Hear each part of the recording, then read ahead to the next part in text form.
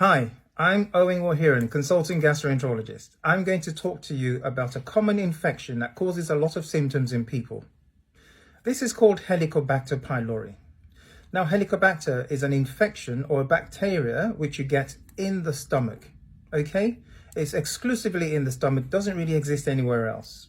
You know that some people who have problems in their stomach, when you test them, they've got Helicobacter.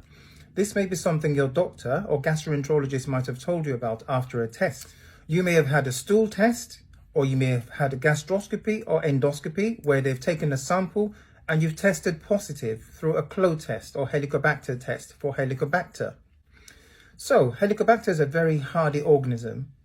It exists in the stomach, which is a very acidic environment. So obviously it has adapted itself over the years to be able to thrive and survive in the stomach. Now, while the Helicobacter might be happy living inside you, it obviously causes problems. So not necessarily a good thing to have Helicobacter coexisting in your stomach. How do we get Helicobacter? Well, Helicobacter is thought to be transmitted from person to person, people who live in the same environment or in the same community. It's thought to be passed what we call the fecal-oral route, which means from hand to mouth, touching contaminated or sharing contaminated utensils.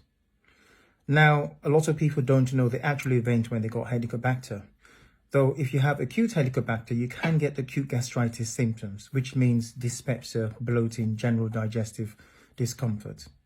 And when you look into the stomach, you can see evidence of inflammation or gastritis. So there's a reddening of your stomach, okay? The lining looks red, it looks swollen, it looks like it's got a lot of fluid or damage or inflammation, whatever way you want to describe it.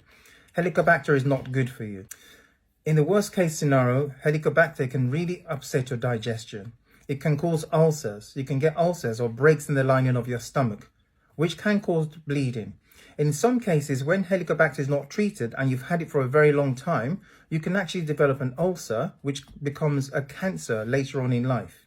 So Helicobacter really should be looked for by doctors and eradicated or removed or treated to make sure you don't have Helicobacter long term.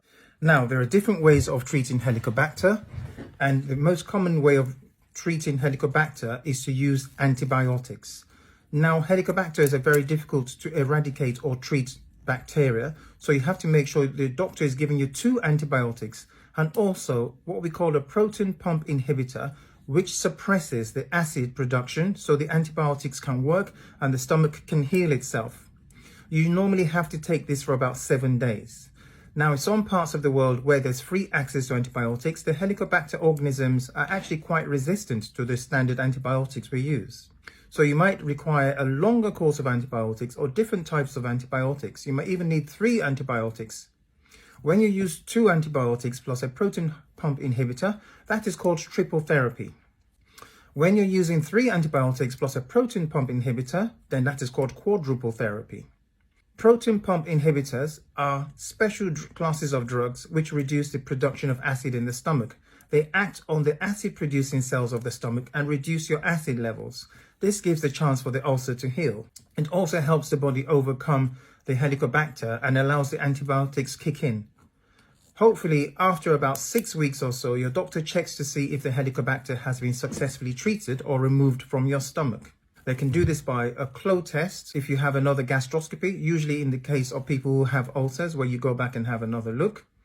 Or you can have another stool test. Stool tests are simple. So if you're having lots of gastritis symptoms, dyspepsia, general upset, feeling of indigestion, just feeling generally unwell, then your doctor might decide to test you for Helicobacter. It's a good thing to get tested for Helicobacter if you have any of these symptoms I've mentioned. In some people, it's very difficult to remove or eradicate Helicobacter. You might need to have a gastroscopy or endoscopy where we look into your stomach and take some samples from the stomach. These samples are now sent to the lab and they're cultured under a microscope. Then we look to see what kind of Helicobacter you have and what kind of antibiotics actually work or are effective against Helicobacter. This is something reserved for people who can have what we call resistant Helicobacter. In that way, the doctor can guide the therapy. They can work out what antibiotics can be used and use those antibiotics. This increases your chances of having a successful cure. I hope all this information I've given you on Helicobacter has been useful. If you have any more questions or queries, follow me or drop me a line. Have a nice day.